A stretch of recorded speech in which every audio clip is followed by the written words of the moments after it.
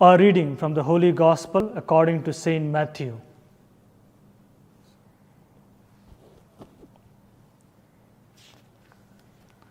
At that time, when Jesus got into the boat, his disciples followed him. And behold, there arose a great storm on the sea, so that the boat was being swamped by the waves, but he was fast asleep.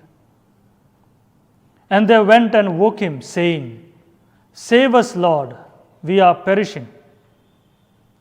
And he said to them, "Why are you afraid, O you of little faith?" Then he rose and rebuked the winds and the sea, and there was great calm. And the men marveled, saying, "What sort of man is this, that even winds and sea obey him?" The Gospel of the Lord. Dear friends in Jesus Christ, the Gospel of today, we heard about Jesus telling his disciples, "It is I, do not be afraid." The words of Jesus can be very much applicable to our situation today. Jesus is telling all of us today, do not be afraid. It is I. Have faith, you men of little faith. Today, in our present scenario, there are a lot of things to be afraid of. For example, people attached to their wealth are afraid of losing them. Those people who are in power, who are of influence, are afraid of losing this power. People are afraid of rejection. People are afraid of losing their friends. People are afraid of failure, of failing. So Jesus today very powerfully tells all of us, do not be afraid. Do not be afraid of the challenges that we are facing today due to the uncertainties of the pandemic. Every one of us are affected, you and I. The words of Jesus to the apostles, "Do not be afraid," is applicable to us today. My dear friends, God continues to watch over us. As he watched over Job of the Old Testament during his time of suffering. So there is no need of being afraid of what is happening around us. God is watching over us as he watched over Job.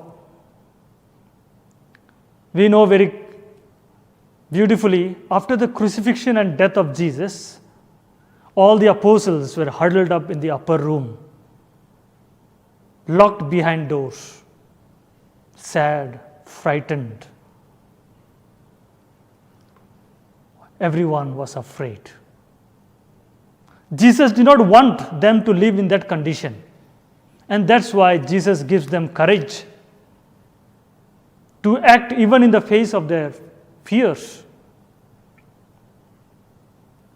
What happens to Joseph and Mary? The angel appears to them and tells Joseph, "Do not be afraid to take Mary as your wife." And God gives courage to Joseph. God gives courage to Mary. So, in the midst of these difficulties, trials, we are told today, do not be afraid. There is always a dim light at the end of the tunnel. We need to be optimistic. We need to be optimistic at this time. It is up to us to choose peace today. When life seems to be out of control, we need to be cool. We need to have calm. We need to be a little collected. So it's very important at the time of these difficulties, when it is out of control, we need to choose triple C. And the first one is be calm. Second C, be cool. And the third C indicates collected. We need to be together as one family. Dear brothers and sisters in Jesus Christ, all of us need to grow spiritually. We need to overcome these fears of our daily life, the discomforts that come in our family life, the discomfort that we see in the society today. We need to overcome. Let us grow spiritually. Let us have the courage. Let us have the trust that the apostles had. Let us pray during the Eucharist today that we may experience His presence, especially in moments of difficulties, especially in moments of storm which the disciples faced. Let us pray for this grace as we continue the celebration of the Eucharist.